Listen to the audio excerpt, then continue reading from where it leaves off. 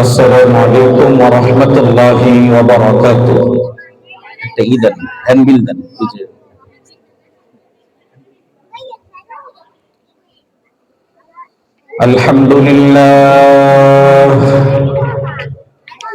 আলহামদুলিল্লাহি ওয়া কাফা ওয়া সালামুন আলা ইবাদিহিল্লাযীনা ইসতাফা। أما بعد فأعوذ بالله من الشيطان الرجيم. بسم الله الرحمن الرحيم. الرحمن علم القرآن خلق الإنسان علمه البيان.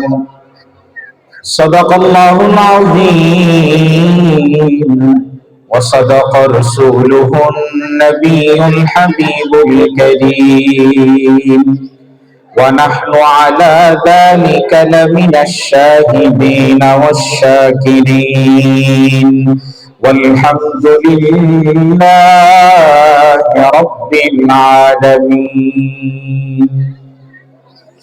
وقال تعالى في شان حبيبه ومحبوبه آمرا ومخبرا: إن الله وملائكته يصلون على النبي يا أيها الذين آمنوا صلوا عليه وسلموا تسليما.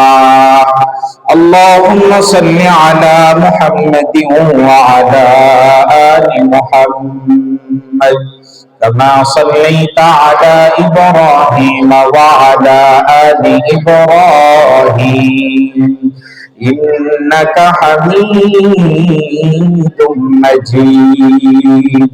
اللهم بارك على محمد وعلى آل محمد كما باركت على إبراهيم وعلى آل إبراهيم إنك حميد مجيد. আল্লাহ তাআলার দরবারে লক্ষ কোটি শুকর ও সুজুদ। আগের সাউন্ডটা দেন, আগের সাউন্ডটা দেন, আগেরটা দেন, পুরোপুরি আগেরটা। দারুস সুন্নাহ কওমি মাদ্রাসা হাফেজ ছাত্রের পাগড়ি প্রদান উপলক্ষে একম বার্ষিক ওয়াজ ও দোয়ার মাহফিলের দ্বিতীয় অধিবেশনের এসে আমরা কোরআনের বাগানে বসার তৌফিক আল্লাহ তাআলা আমাদেরকে দান করেছেন। এই জন্য অন্তরের অন্তঃস্থল থেকে একবার জবান খুলে বলি আলহামদুলিল্লাহ। সাউন্ডটা বাড়ান ভাই,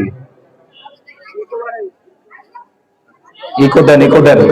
হ্যাঁ, এখন ঠিক আছে, আর লড়াবেন না। আজকের মাহফিলের সম্মানিত সভাপতি, হাজারো লক্ষ উলামায়ের উস্তাজ হযরত মাওলানা মুফতি আব্দুল কাইয়ুম সাহেব দামাত বরকাতুহুম বারাকাল্লাহু ফি হায়াতিহি ওয়া ইলমিহি ওয়া আমালিহি। জবান খুলে বলি আল্লাহুম্মা আমিন।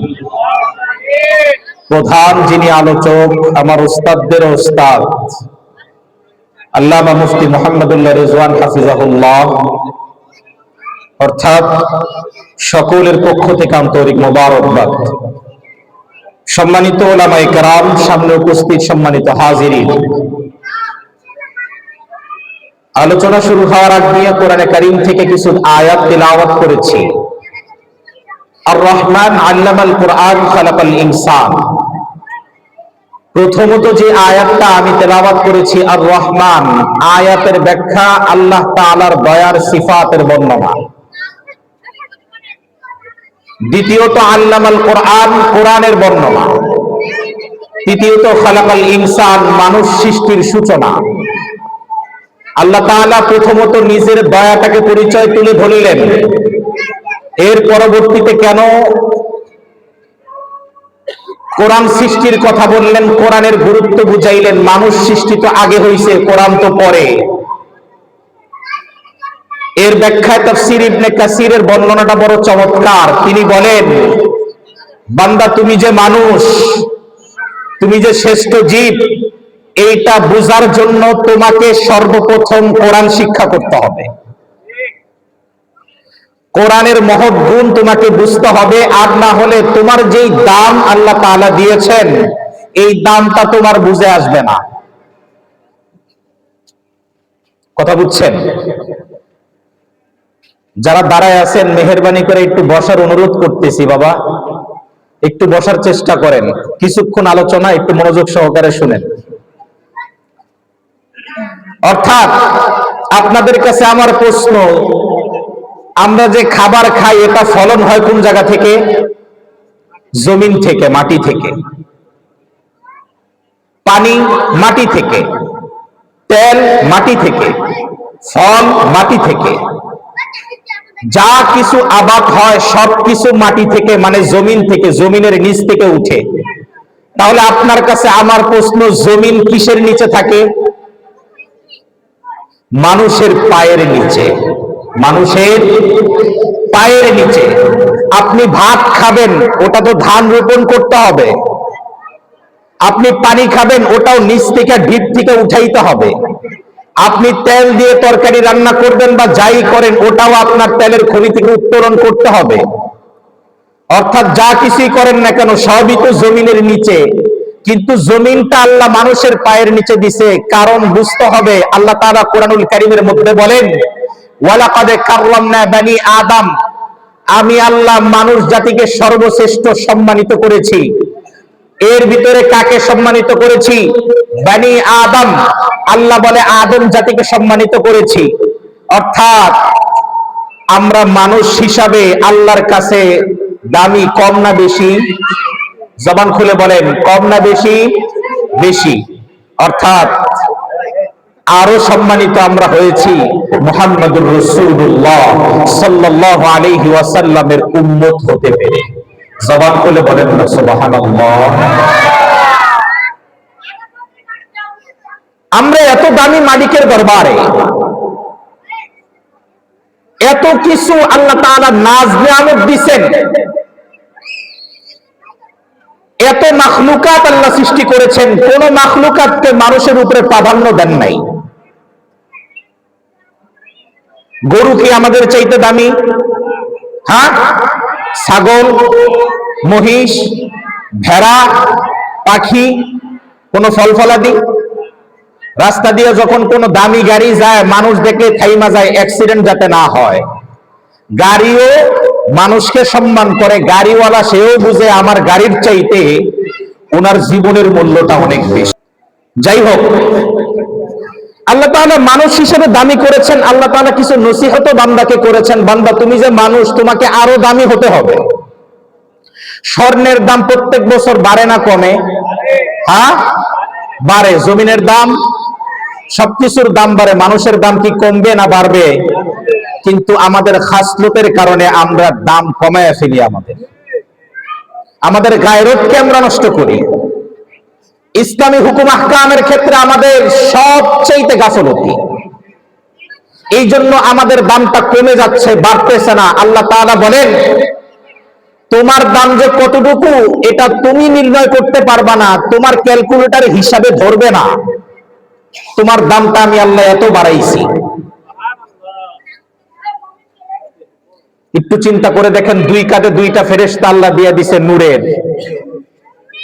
ফেরেশতারা আমাদের গোলামি করবে। জমিন আমাদের গোলামি করবে। আমাদের কখন বৃষ্টির প্রয়োজন, আল্লাহ আসমান থেকে পানি বর্ষণ করাবে। সব কিছুর ক্যাপাসিটি দিয়ে দিয়েছেন যিনি, তিনি কে? জবান খুলে বলেন তিনি কে? আল্লাহ। ওই মালিকের দরবারে শুকরিয়া। আবারও একবার জবান খুলে বলি আলহামদুলিল্লাহ। অর্থাৎ কোরআনের মর্ম বুঝতে হলে আমাদেরকে কিছু জিনিস ছাড়তে হবে, তারপর কোরআন ধরতে হবে। যেমন তেল আর পানি দুইটা কি কখনো একত্রিত হয়?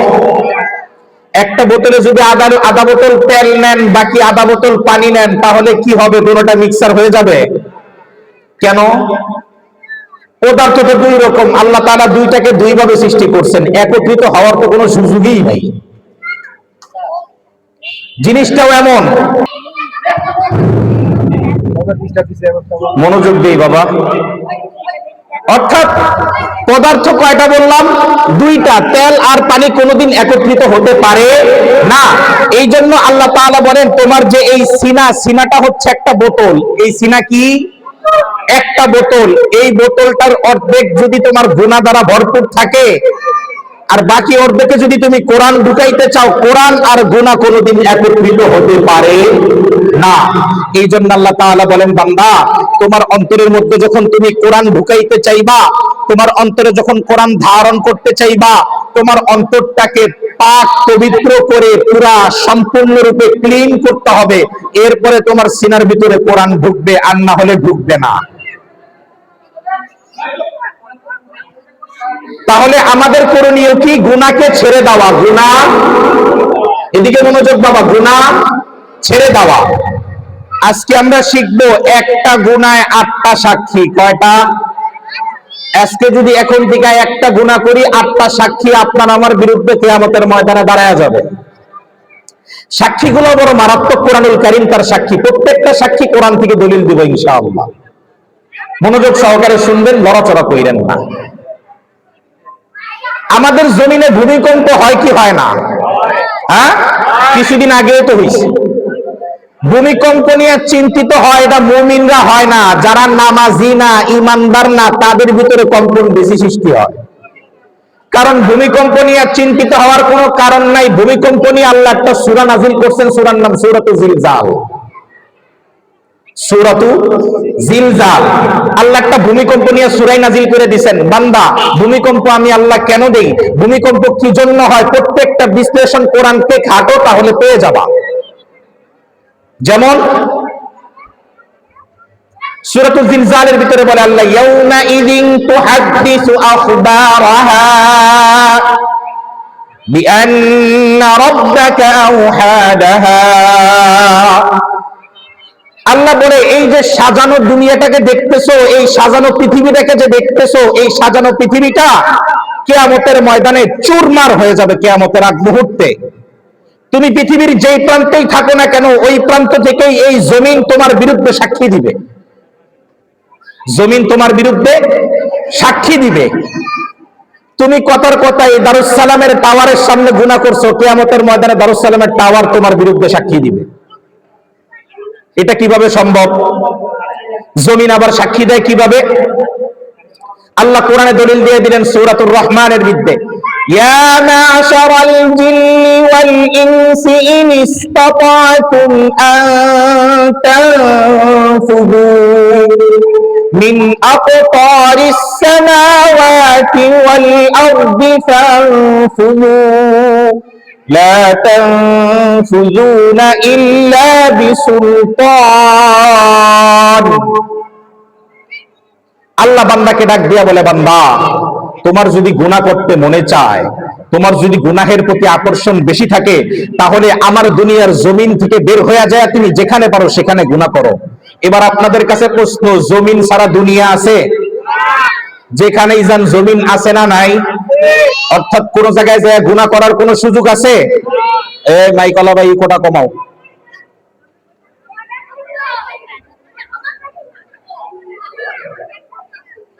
তাহলে 1 নাম্বার সাক্ষী আমরা কি পাইলাম? জমিন। জমিন 1 নাম্বার সাক্ষী কি পাইলাম? পড়ার মাহফিলের ভিতরে পড়া ধরার অভ্যাস আছে আমার, আমি কিন্তু প্রত্যেককে জিজ্ঞাসা করব, অর্থাৎ ভালো করে খেয়াল রাখেন। এক নাম্বার সাক্ষী কি পাইলাম? জমিন। 8টা সাক্ষী থেকে একটা গেল, বাকি আছে কয়টা? 7টা। 2 নাম্বার সাক্ষী কি জানেন? হাত। 2 নাম্বার সাক্ষী হাত। দলিল সূরাত ইয়াসিন। اليوم نختم على أفواههم وتكلمنا أيديهم وتشهد أرجلهم بما كانوا يكسبون। আল্লাহ তাআলা বলেন, বান্দা কিয়ামতের ময়দানে তোমার হাত তোমার বিরুদ্ধে সাক্ষী দিবে। তোমার হাত তোমার বিরুদ্ধে কিয়ামতের ময়দানে আমি আল্লাহর কাছে আদালতে দাঁড়ায়া যাবে। তোমার হাত আমি আল্লাহর সাথে কথা বলবে। ওয়াতুকাল্লিমুনা আইদিহিম, তোমার 2টা হাত আমি আল্লাহর সাথে কথা বলবে। তোমার 2টা হাত আমি আল্লাহর আদালতে বিচার দিবে, তোমার বিরুদ্ধে সাক্ষী দিবে। কি সাক্ষী দিবে? হাতের সেদিন জবান খুলে যাবে, মালিকের কাছে বলবে, মালিক আমার আল্লাহ, আমি হাত তুমি দিয়েছিলা সদকা করার জন্য, এই হাত দিয়ে কোনোদিন সদকা হয় নাই। এই হাত তুমি দিছিলা মানুষের সেবার কাজের জন্য, এই হাত কোনোদিন মানুষের সেবা করে নাই। এই হাত তুমি দিছিলা মানুষকে ভালো পথে নিয়ে যাওয়ার জন্য, এই হাত কোনোদিন ভালো পথে নিয়ে যায় নাই। অর্থাৎ আমি হাত সাক্ষী দিলাম। কিয়ামতের ময়দানে হাত বলবে, আল্লাহ যে হাত তুমি দিছো ভালো কাজের জন্য, এই হাত কোনোদিন ভালো কাজ করে নাই। আমি সাক্ষী দিলাম এই বান্দার বিরুদ্ধে, আল্লাহর আদালতে এই আসামির কাঠগড়ায় তোমার বান্দাকে দাঁড় করায়া দাও। আল্লাহ, হাত কিয়ামতের ময়দানে সাক্ষী দিবে। এই হাত কি আমাদের সাথে কথা বলে? হ্যাঁ, এই হাত কি আমাদের সাথে কথা বলে? কোনোদিন কথা বলে না, কিন্তু কিয়ামতের ময়দানে বলবে। কিভাবে বলবে? তাহলে 2 নাম্বার সাক্ষী কি? হাত। জবান খুলে বলেন, এই যে মাশাআল্লাহ। 2 নাম্বার সাক্ষী 1 নাম্বার সাক্ষী জমিন, 1 নাম্বার সাক্ষী 2 নাম্বার সাক্ষী 3 নাম্বার সাক্ষী আল্লাহ তাআলা বলেন, اليوم نختم على أفواههم وتكلمنا أيديهم وتشهد أرجلهم بما كانوا يكسبون। আল্লাহ বলে, বান্দা কিয়ামতের ময়দানে তোমার 2টা পাও তোমার বিরুদ্ধে সাক্ষী দিবে। কিয়ামতের ময়দানে তোমার এই পাও 2টাও তোমার বিরুদ্ধে সাক্ষী দিবে। ওয়া তাশহাদু আরজুলুহুম, আল্লাহ এটা কিভাবে সম্ভব? পা আবার কিভাবে সাক্ষী দেয়? আল্লাহ তাআলা বলে, যেই পা দিয়া তুমি খারাপ পথে আগাইছো, যেই পা দিয়া ঘুষ খাওয়ার পথে আগাইছো, যেই পা দিয়া সুদ খাওয়ার পথে আগাইছো, এই পাও তোমার বিরুদ্ধে সাক্ষী দিবে। পা আবার কিভাবে সাক্ষী দিবে? পায়ের জবান আল্লাহ খুলে দিবেন। পাও আল্লাহর সাথে কথা বলবে, মালিক আমি দেখছি আপনি তো আমাকে দিয়েছিলেন মসজিদে, যখন মুয়াজ্জিন সাহেব হাইয়া আলাস সালাহ বলে মসজিদে যাওয়ার জন্য, আমি যাই নাই। আমাকে তো দিয়েছিলেন হজ উমরার জন্য চেষ্টা করার জন্য, টাকা থাকা সত্ত্বেও আপনার বান্দা হজ উমরার দিকে আগায় নাই। আমাকে তো দিয়েছিলেন মাহফিল, কোরআনের তাফসীর, কোরআনের বাগানে বসার জন্য, হাইটা যাওয়ার জন্য। আমার এই জবান দিয়া আমি বলতেছি, এই পা কোনোদিন কোরআনের মাহফিলের দিকে আগায় নাই। অর্থাৎ আমিও সাক্ষী দিলাম কিয়ামতের ময়দানে আপনার এই বান্দাকে আসামির কাঠগড়ায় দাঁড় করায়া হবে। তাহলে 3 নাম্বার সাক্ষী কি? 3 নাম্বার সাক্ষী 1 নাম্বার কি? 2 নাম্বার 3 নাম্বার। মাশাআল্লাহ, ওয়াজের টিপস আর না দেখা যায়, ভালো মুখস্থ করতেছে। দরকার আছে, সামনের লাইনে যারা বসছে এলো মেহমান, তোরাই ফার্স্ট। 4 নাম্বার সাক্ষী কান সাক্ষী দিবে। কান কি সাক্ষী দিবে? কান। নাই কার কার? কান আছে তো সবার? সবার কানে কোরআনের আওয়াজ যায় তো? আচ্ছা, ঠিক আছে। এই কান আল্লাহর দরবারে সাক্ষী দিবে, এটা কিভাবে সম্ভব? এটা হামিম সাজদার ভিতর আল্লাহ তাআলা বলেন, হাত্তা ইযা মা জাউহা সামউহুম وأبصارهم وجلودهم بما كانوا يعملون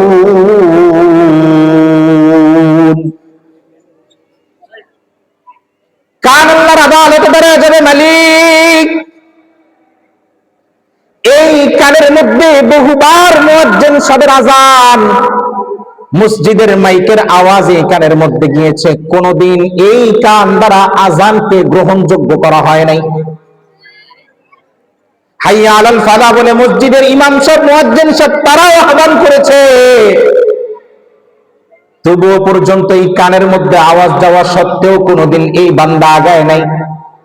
আপনি তো আমাকে দিয়েছিলেন কোরআন তিলাওয়াত, আযান, ইমামের কেরাত, কোরআনের তাফসীর সব কিছু শুনে শ্রবণ করার জন্য, সব কিছু হয়েছে, কিন্তু কোনদিন এই কান দ্বারা আপনার কোরআন শুনে নাই। এই কান দ্বারা নামাজে কোনদিন কেরাত শোনা হয় নাই।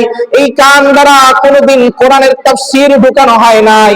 নর্তকীর নাচ, গায়কের গান, অশ্লীলতা, বেহায়াপনা, গালিগালাজ এই কান দিয়ে ঢুকছে। আমি কান সাক্ষী দিলাম কিয়ামতের ময়দানে এই বান্দাকে আপনার আসামির কাঠগড়ায় দাঁড় করায় দেন। কানও সাক্ষী দিবে আল্লাহর কাছে। এবার আসেন তাহলে 1 number, 2 number, 3 number, 4 number, 5 number সাক্ষী চক্ষু। এই দুইটা বড় মারাত্মক জিনিস। পৃথিবীতে এমন কোন ক্যামেরা বের হয় নাই যে ক্যামেরার মেগাপিক্সেল 5000, কিন্তু বিজ্ঞানিকরা তারা রিচার্জ করে বলছে মানুষের চক্ষু দুইটা 5000 মেগাপিক্সেল ক্যামেরা। সুবহানাল্লাহ বলবেন না? সুবহানাল্লাহ বলতে জানো তো বাবারা? একটু জবান খুলে বলেন না সুবহানাল্লাহ। এই দুইটা চক্ষুর পাওয়ার কত? 5000। এই চক্ষু আল্লাহর ময়দানে, কিয়ামতের ময়দানে দাঁড়ায় সাক্ষী দিবে। চক্ষু আল্লাহর সাথে কথা বলবে, আল্লাহ এটা এমন একটা জিনিস আপনি তাকে দান করছিলেন, আমার মর্যাদা আপনার বান্দা ধরে রাখতে পারে নাই। চোখের জিনায় লিপ্ত ছিল, চোখের গুনায় লিপ্ত ছিল, এই জন্য এই চক্ষু, আমি চক্ষু কিয়ামতের ময়দানে সাক্ষী দিলাম এই বান্দাকে জাহান্নাম ছাড়া কোনো উপায় নাই, এটাও আসামির কাঠগড়ায় দাঁড় করা। হাত্তা ইযা মা জাউহা সামউহুম ওয়া আবসারুহুম, চক্ষু কিয়ামতের ময়দানে সাক্ষী দিবে, আল্লাহ এই চক্ষু কোনদিন কোরআন দেখে নাই, এই চক্ষু কোনদিন কাবা শরীফ দেখে নাই, এই চক্ষু কোনদিন মদিনাতুল মুনাওয়ারা মসজিদে নববীর গম্বুজ দেখে নাই, এই চক্ষু কোনদিন কোরআনের পাতা দেখে দেখে কোনদিন তেলাওয়াত করে নাই। এই চক্ষু দ্বারা দেখা হয়েছে নর্তকীর নাচ, এই চক্ষু দ্বারা দেখা হয়েছে চোখের জিনা, বেপরদা, বেহায়াপনা, নারীদেরকে দেখে দেখে গুনাহ কামানো হয়েছে। অর্থাৎ আমি চক্ষু কিয়ামতের ময়দানে সাক্ষী দিলাম এই বান্দাকে আপনার আসামির কাঠগড়ায় দাঁড় করায় দেন। এই বান্দাকেও কোনোদিন কোন জায়গায় কোন সময় দেখি নাই এই চক্ষু দ্বারা ভালো কোনো জিনিস দেখতে, অর্থাৎ একে জাহান্নাম ছাড়া কোনো উপায় নাই। একটু চিন্তা করেন তো, কিয়ামতের ময়দানে যখন চক্ষুগুলো আল্লাহর সাথে কথা বলবে, কান আল্লাহর সাথে কথা বলবে, হাত আল্লাহর সাথে কথা বলবে, পা আল্লাহর সাথে কথা বলবে, সেদিন আপনার আমার জবান চালু থাকবে না, আল্লাহ জবানে মোহর মেরে দিবেন। আপনার আমার জবানে মোহর মেরে দিবেন, কোনো কথা বলার শক্তি নাই।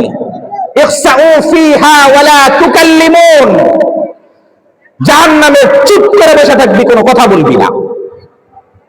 সেদিন যতই বলি মালিক আমি গুনাহ করি নাই, মালিক আমি অন্যায় করি নাই, মালিক আমি অপরাধ করি নাই, মালিক আমি কোনোদিন কারো টাকা মেরে খাই নাই, কারো হক মেরে খাই নাই, আল্লাহ বলে তোর জবান তো মিথ্যা দুনিয়াতেও ছিল, এখনো আছে, সাক্ষী আরো দিলে পরেও কি বিশ্বাস করবি?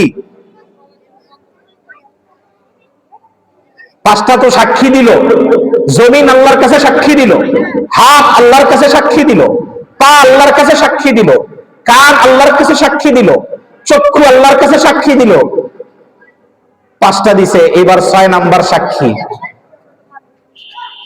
কয় নাম্বার? 6 নাম্বার সাক্ষী চামড়া। চামড়া কি? শরীরের চামড়া আবার সাক্ষী দেয় কেমনে? শরীরের চামড়াও আল্লাহর দরবারে সাক্ষী দিবে। কোরআন তার প্রমাণ। وقالوا لجلودهم لما شهدتم علينا, আল্লাহর কাছে চামড়া সাক্ষী দিবে আমার বিরুদ্ধে। যখন আল্লাহর দরবারে বলবে, আল্লাহ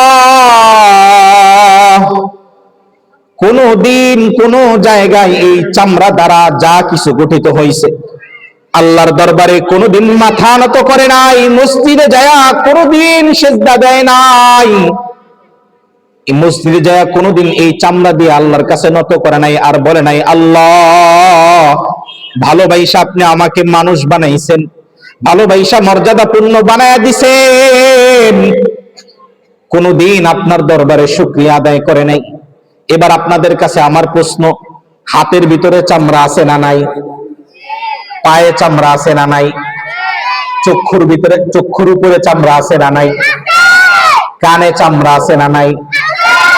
আল্লাহ পুরা শরীরটাকে চামড়া দ্বারা সাজায় দিছেন, ব্যারিকেড দিয়ে দিছেন জানি রক্ত বের না হয়, গোশত জানি দেখা না যায়, হাড্ডি যাতে দেখা না যায়, গোটা শরীরটাকে আল্লাহ তাআলা চামড়া দিয়ে সাজায় দিছেন। এই জন্য পুরা শরীরের চামড়াটা কিয়ামতের ময়দানে আল্লাহর কাছে বলবে, আল্লাহ এই বান্দা কোনদিন আপনার হুকুম পালন করে নাই, কোনদিন আপনার হুকুম আদায় করার চেষ্টাও করে নাই, ইসলাম কি জিনিস বোঝার চেষ্টা করে নাই, রাসূল কি জিনিস, রাসূল সাল্লাল্লাহু আলাইহি ওয়াসাল্লাম আমাদেরকে কি দিবেন, কি উপহার দিয়ে উম্মতকে উৎসাহিত করছেন, কোনদিন জানার চেষ্টা করে নাই। অর্থাৎ আমি চামড়াও আপনার দরবারে সাক্ষী দিলাম, এই বান্দাকে আপনার দরবারে আসামির কাঠগড়ায় দাঁড় করায়া দেন। চামড়াও সাক্ষী দিবে। তাহলে কয়টা পাইলাম সাক্ষী? 6টা। বাকি আছে কয়টা? 2টা। হুজুর কত বাজে?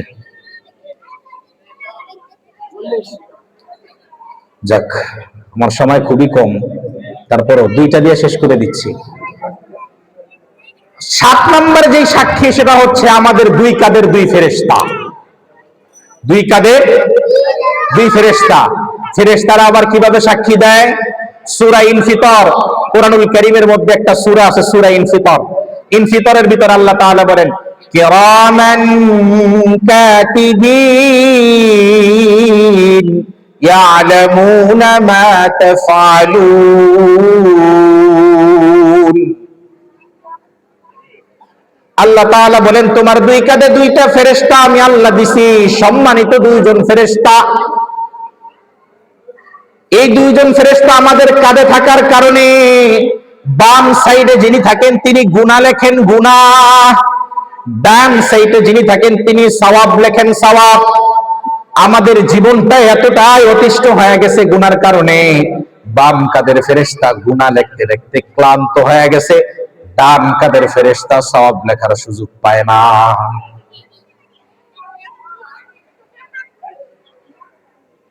বাম কাঁধের ফেরেশতা গুনাহ লিখতে লিখতে হয়রান হয়ে যায়, ডান কাঁধের ফেরেশতা বুঝি দেখার সুযোগটা পাচ্ছে না কিভাবে বান্দার সওয়াবটা আদায় করা যায়। এই জন্য কিয়ামতের ময়দানে এই 2 জনও সাক্ষী দিবে আল্লাহর কাছে। তাহলে ফেরেশতারা আল্লাহর দরবারে আমাদের ব্যাপারেও সাক্ষী দিবে। তাহলে সাক্ষী কয়টা পাইলাম? 7টা। কিরামান কাতিবিন আমরা সবসময় শুনি না, 2 কাঁধে 2 জন ফেরেশতা আছে, তাদের নাম কিরামান কাতিবিন, অর্থাৎ তারাও আমার ব্যাপারে সাক্ষী দিবে। এইবার আসেন সর্বশেষ সাক্ষী, এটা বড় মারাত্মক। 8 নাম্বার। 8 নাম্বার যে সাক্ষীটা দিবে কে? হ্যাঁ, 8 নাম্বার সাক্ষী যেটা সেটা হচ্ছে আমল নামা। কি নামা? আমল নামা। আমল নামা আছে না? এই ফেরেশতারা যা লিখতেছে এটা আমাদের আমল নামা। এই আমল নামাগুলো কিয়ামতের ময়দানে সাক্ষী দিবে। আমল নামা আবার সাক্ষী দেয় কিভাবে? সূরা কাহাফের ভিতরে আল্লাহ তাআলা বলেন, আল্লাহর হাবিব সাল্লাল্লাহু আলাইহি ওয়াসাল্লামকে বলেন আল্লাহ তাআলা যে, হাবিব আপনি দেখবেন কিয়ামতের ময়দানে কিছু অপরাধী আছে, তারা ভয়ে কাঁপবে। ফাতারাল মুজরিমিনা মুশফিকিনা মিম্মা ফী,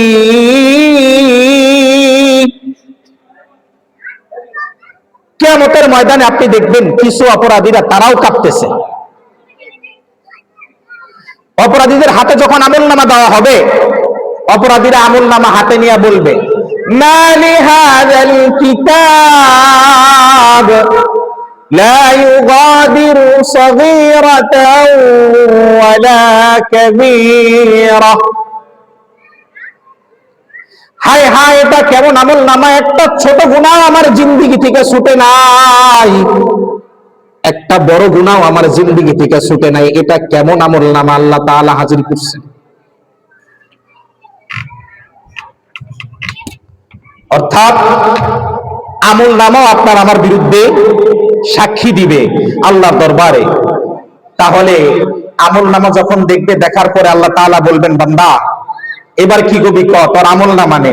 বান্দা ডান হাত দিয়ে আমলনামা নিতে চাইবো না, হাতটা পিছন দিকে নিব, বাম হাত, ডান হাত দিয়ে নিতে চাইবো, বাম হাত দিয়ে নিতে চাইবো না আমলনামা।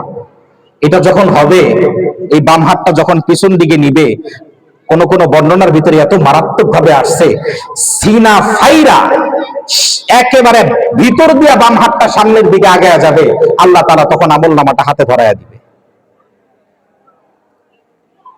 কেমন ভয়ঙ্কর, এবার চিন্তা করি। কিয়ামতের ময়দানে ধনী ব্যক্তিরা তারাও জবান খুলে বলবে, মাগনা আন্নি মালিয়া, আজকে বুঝি আমার রাজত্ব, আমার ধনীত্ব, আমাকে টাকা পয়সা, আমাকে এই আযাব থেকে বাঁচাইতে পারবে না। রাজা বাদশারা তারা বলবে, হালাকা আন্নি সুলতানিয়া, আমার রাজত্ব, আমার বাদশাহী আজকে আমাকে বাঁচাইতে পারবে না। চিৎকার করে করে বলতে থাকবেন। আল্লাহ বলবেন, খুযুহু ফাগুল্লু, জাহান্নামের ফেরেশতাদেরকে বলবে, এবার তোরা লাগা জাহান্নামের শিকল, নাক দিয়া ঢুকা, পায়খানার রাস্তা দিয়া বাড়ি কর। কত ভয়ঙ্কর একটা সিচুয়েশন কিয়ামতের ময়দানে। অর্থাৎ খুব সাবধান। এখন থেকে একটা জিনিস শিখতে হবে, কোরআন যদি ভিতরে ঢুকাইতে চাই, ভিতরে কি রাখা যাবে না?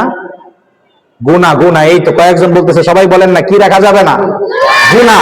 গুনাহ যদি অন্তরে থাকে, এই জায়গায় কোনোদিন কোরআন অ্যাকসেপ্ট হবে না।